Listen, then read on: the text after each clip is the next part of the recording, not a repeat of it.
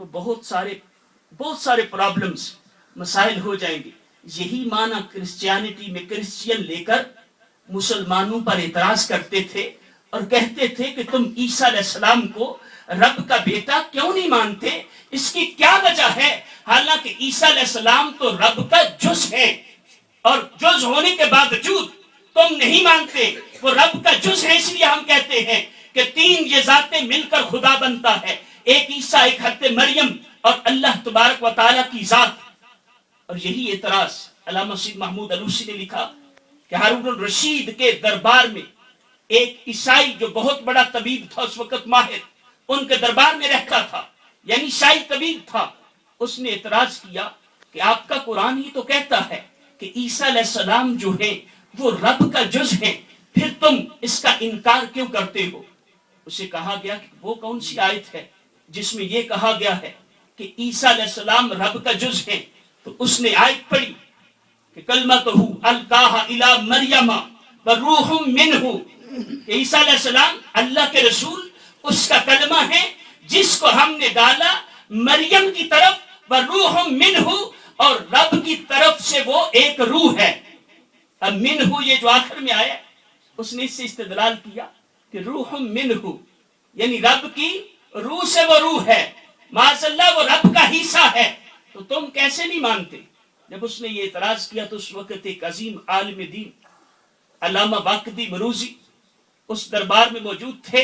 وہ کہنے لگے کہ یہ تم نے کیسی بے ڈھنگی سی دلیل دے دی ہے ہمارے قرآن سے, کہ تم اگر ہمارے قرآن سے پیش کرتے ہو اور من کا ذکر کر کے جز ثابت کرتے ہو کہ اللہ تبارک و تعالیٰ کا جز ہے, تو پھر تمہارا کیا خیال ہے؟ ہمارا قرآن تو کہتا ہے ما سخر لکم ما فی السماوات وما فی الارض جمیعا منہ, کہ ہم نے تمہارے لیے مسخر کر دیا جو کچھ آسمانوں میں ہے اور جو کچھ زمین میں ہے, جمیعا منہ, یہ سب کچھ اسی کی طرف سے ہے. تو وہی منہ یہاں بھی ہے. اگر اس منہ کی وجہ سے عیسیٰ علیہ السلام کو رب کا جز کہتے ہو, اس کی ذات کا حصہ کہتے ہو, تو یہاں تو جمیعا منہ, رب خود کہہ رہا ہے کہ سارے کا سارا جو کچھ آسمانوں میں ہے, جو کچھ زمین میں ہے, سب کچھ جمیعا منہ, سب کچھ اس کی طرف سے ہے. تو وہی منہ یہاں بھی ہے. پھر کیا تم مانو گے کہ ہر چیز معاذ اللہ اللہ کا جز ہے؟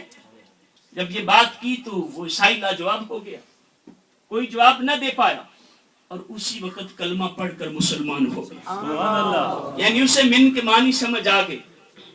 تو کاش ایسا ہو جائے کہ نور من نور اللہ کی بھی سمجھ آ جائے اور ہمارے دلوں میں یہ بات بیٹھ جائے کہ اس سے مراد کیا ہے, کہ اللہ تبارک و تعالیٰ کی ذات کا کوئی جز جو ہے وہ جدا نہیں ہوا. ایک حدیث آپ کی بارگاہ میں عرض کرنی ہے, شاید پہلے آپ نے سنی ہو. اس کی وجہ یہ ہے, اور بہت کم یہ مارکیٹ میں آئی, کہ یہ ایک بہت بڑی کتاب کا جزء مفقود ہے, لاسٹ پارٹ, جو گم ہو گیا تھا, کتنے سال گم رہا, اور پھر علماء کی کوششوں سے یہ چھپا, اس پر کام ہوا, اور اس کو لکھنے والی کتنی عظیم ہستی ہیں, حضرت عبدالرزاق, عظیم محدث, جو امام بخاری اور امام مسلم کے استاد ہیں. اتنی عظیم ہستیوں کے استاد, اور عالم مدینہ امام مالک کے شاگرد ہیں, اور امام احمد بن حنبل جن کے مقتدیوں میں غوث اعظم شامل ہے, ان کے بھی استاد ہیں. اتنی عظیم ہستی, انہوں نے ایک عظیم کتاب لکھی تھی حدیث میں, جو مشہور ہے مصنف عبدالرزاق. تو اس میں انہوں نے پہلی جلد میں یہ ایک باب باندھا تھا کہ نبی اکرم صلی اللہ تعالی وسلم کی نور کی تخلیق, اور اس میں انہوں نے بیان کیا کہ یہ ساری کائنات کی ابتدا کیسے ہوئی, اللہ تبارک و تعالی نے کس انداز سے نبی اکرم صلی اللہ تعالی علیہ وسلم کے نور مبارک سے آگے چیزیں جو ہیں ان کو بنایا. توجہ سے سنیں, انشاءاللہ ایمان تازہ ہو جائے گا.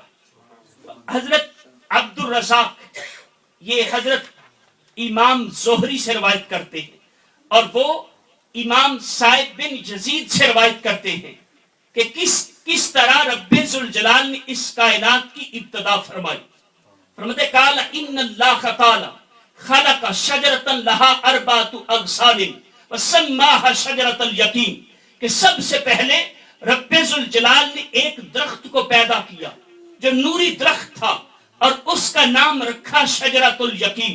ثم خلق نور محمد صلی اللہ علیہ وسلم فی حجاب من درۃ بیضاء مثلہ کمثل الطاؤس. پھر نور محمد کو پیدا فرمایا اور فرمایا اس کی صورت کیسی تھی؟ مثلہ کمثل الطاؤس، جیسے مور کی صورت ہوتی ہے. نور مصطفیٰ مور کی صورت کا تھا.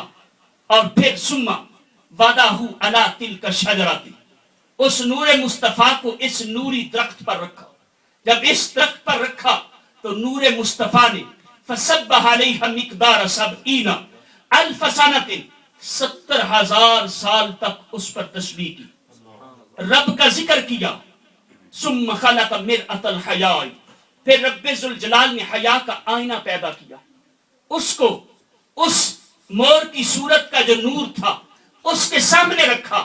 فلما نظر الطاؤس فیہا فرا صورتہ احسن صورت وازجل حیۃ، جب اس مور کی صورت کے نور نے اس آئینے میں اپنی تصویر دیکھی، وہ اتنی حسین تھی، اتنی خوبصورت تھی. فاستحیا من اللہ تعالی فسجد 5 مرات، جب اس نور مصطفیٰ نے اپنی تصویر کو دیکھا اتنی حسین تھی کہ رب سے حیا آ گئی اور 5 مرتبہ رب کو سجدہ کیا.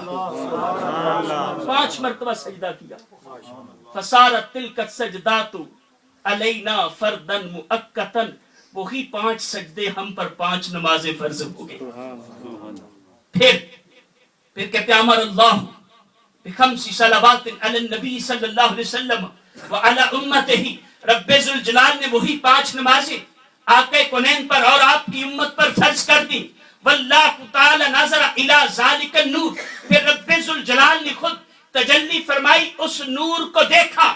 جب اس نور کو دیکھا فحرق حیا من اللہ تعالی، اس نور کو، نور مصطفیٰ کو حیا سے پسینہ آ گیا.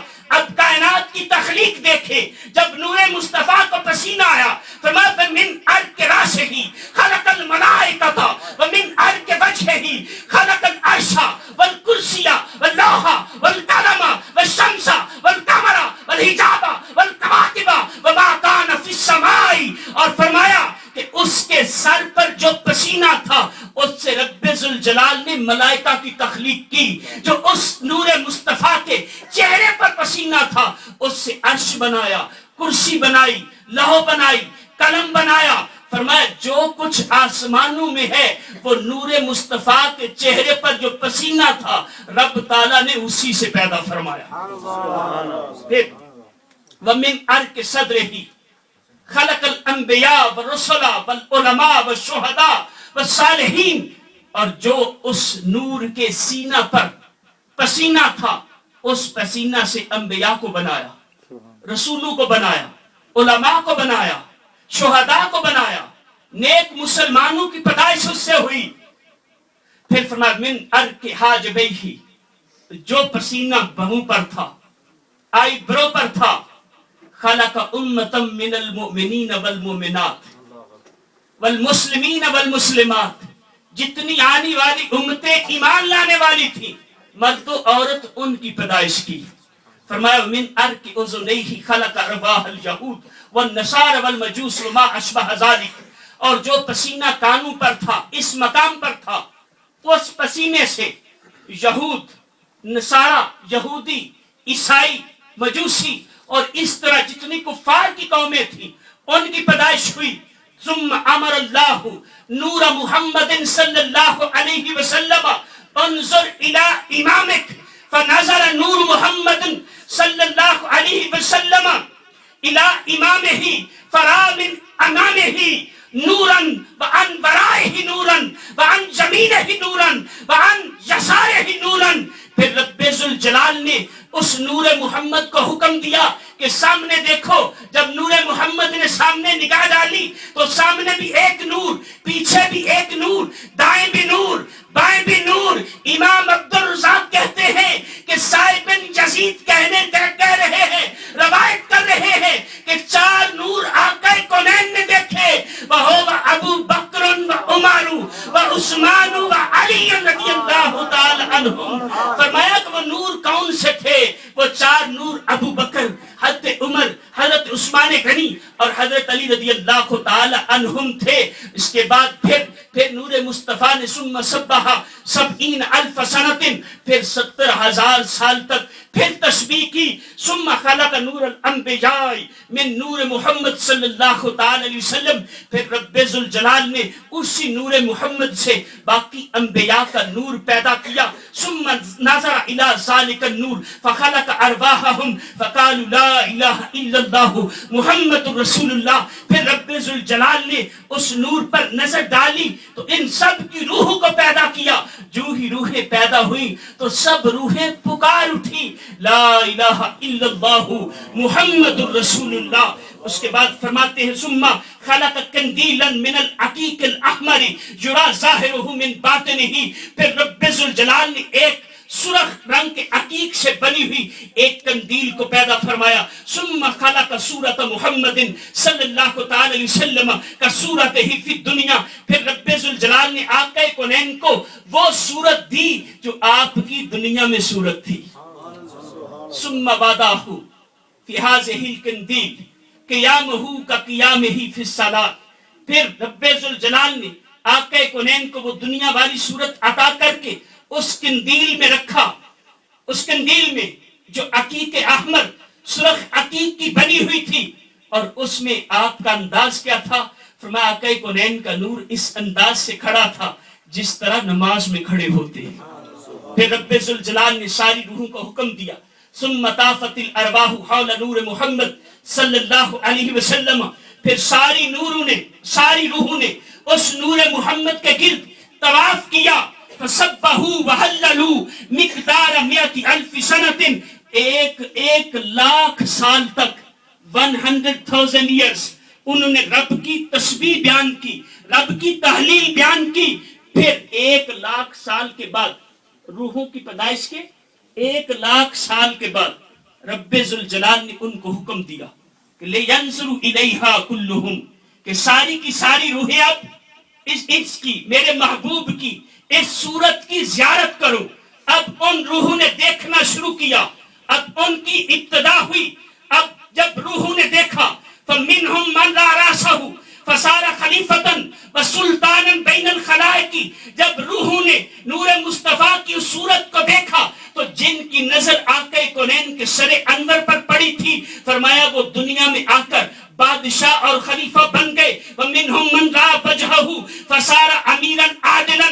اور جنہوں نے آقا کونین کے چہرہ کو دیکھا وہ اس دنیا میں آ کر امیر اور عادل بن گئے. وَمِنْهُمْ مَنْ رَأَى عَيْنَيْهِ فَصَارَ حَافِظًا لِكَلَامِ اللَّهِ تَعَالَى. اور جنہوں نے آقا کونین کے اس نور کی صورت میں جو آنکھیں مبارک تھی، جنہوں نے آنکھوں کی زیارت کی، وہ اس دنیا میں آ کر حافظ قرآن بن گئے. وَمِنْهُمْ مَنْ رَأَى حَاجِبَيْهِ فَصَارَ مُقْبِلًا. جن نے آقا کونین کی بھووں کو دیکھا، آئی برو کو دیکھا، فرمایا وہ خوش بخت بن گئے. وَمِنْهُمْ مَنْ رَأَى خَدَّيْهِ فَصَارَ مُحْسِنًا وَعَاقِلًا. جن نے آقا کونین کے رخساروں کو دیکھا وہ اس دنیا میں آ کر لوگوں پر احسان کرنے والے بن گئے، بڑے عقل مند بن گئے. وَمِنْهُمْ مَنْ رَأَى أَنفَهُ فَصَارَ حَكِيمًا وَطَبِيبًا وَعَطَّارًا. فرمایا جنہوں نے اس صورت میں آقا کونین کے ناک مبارک کو دیکھا وہ اس دنیا میں آ کر حکیم، طبیب اور عطار بن گئے. وَمِنْهُمْ مَنْ رَأَى شَفَتَيْهِ فَصَارَ أَحْسَنَ الْوَجْهِ وَبَصِيرًا. جن نے آقا کونین کی صورت میں ہونٹوں کو دیکھا وہ اچھے چہرے والے، خوبصورت چہرے والے اور وزیر بن گئے. وَمِنْهُمْ مَنْ رَأَى فَمَهُ فَصَارَ صَائِمًا. اور جس نے آقا کونین کے منہ مبارک کی زیارت کی وہ روزے دار بن گئے، روزہ رکھنے والے بن گئے. وَمِنْهُمْ مَنْ رَأَى سِنَّهُ فَصَارَ أَحْسَنَ الْوَجْهِ مِنَ الرِّجَالِ وَالنِّسَاءِ. اور جن نے آقا کونین کے دندان مبارک کو دیکھا وہ خوبصورت مرد اور خوبصورت عورتیں بن گئے. وَمِنْهُمْ مَنْ رَأَى لِسَانَهُ فَصَارَ رَسُولًا بَيْنَ السَّلَاطِينِ. اور جس نے آقا کونین کی زبان مبارک کو دیکھا وہ اس دنیا میں آ کر بادشاہوں کے درمیان خط و کتابت لانے والے بن گئے. وَمِنْهُمْ مَنْ رَأَى حَلْقَهُ فَصَارَ وَاعِظًا وَمُعَزِّنًا وَنَاصِحًا. اور جنہوں نے آقا کونین کے حلق مبارک کی زیارت کی وہ اس دنیا میں آ کر